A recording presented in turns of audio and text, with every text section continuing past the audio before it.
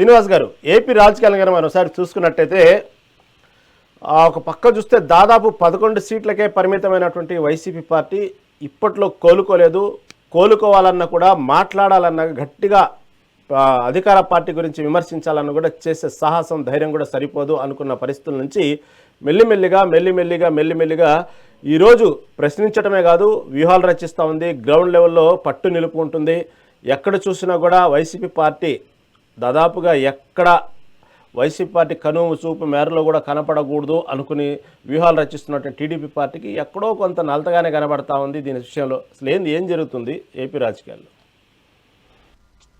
2 సంవత్సరాలు గడిచిపోతోంది, అయిపోయింది. 2వ సంవత్సరం అయిపోయి 3వ సంవత్సరంలో ప్రవేశిస్తున్నప్పుడు ఒక రకమైన సమీక్ష చేసుకోవాల్సినటువంటి అవసరం అధికార పార్టీకి ఉంది. అదేవిధంగా ప్రతిపక్షాలు కూడా ఏం జరిగింది ఇప్పటిదాకా, మనం వీళ్ళని ఎక్కడ నొక్కవచ్చు లేదా ఎక్కడ విమర్శించవచ్చు, ఎక్కడ తప్పు పట్టవచ్చు అనేటువంటి ప్రయత్నం చేసే ఇది కూడా వాళ్ళకి ఉంది.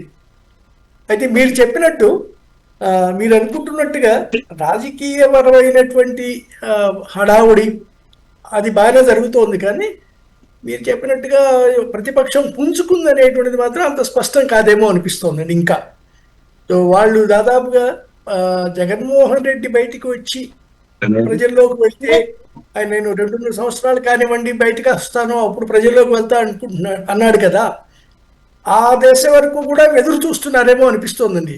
అంతేగాని పెద్దగా చురుకుగా వ్యవహరిస్తున్నట్టుగా లేదు. ఇక రెండోది, అధికార పార్టీ వైపు నుంచి చేస్తున్న దానికన్నా ప్రచారం ఎక్కువగా జరుగుతోంది.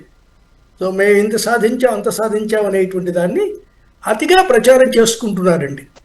ఏదైనా ఒక ప్రాజెక్ట్ కానివ్వండి, రాగానే వాళ్ళకి అనుకూల మీడియాలో కనిపిస్తున్నటువంటి వార్తలు కనుక చూస్తే రేపు పొద్దుటి కల్లా మొత్తం చేతిలోకి వచ్చేసినట్టుగా చూపిస్తున్నారండి.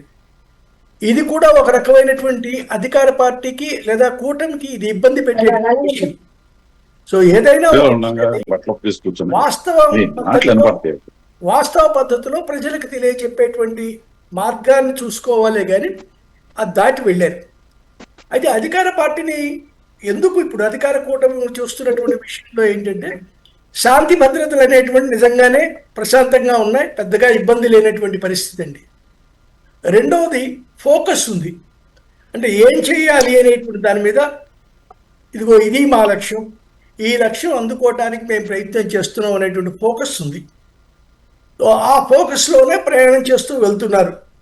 ఏ ప్రాంతం కూడా వెనకబడిందని కానీ లేదా ఒక ప్రాంతానికి నిర్లక్ష్యం జరిగిందని కానీ అనిపించుకో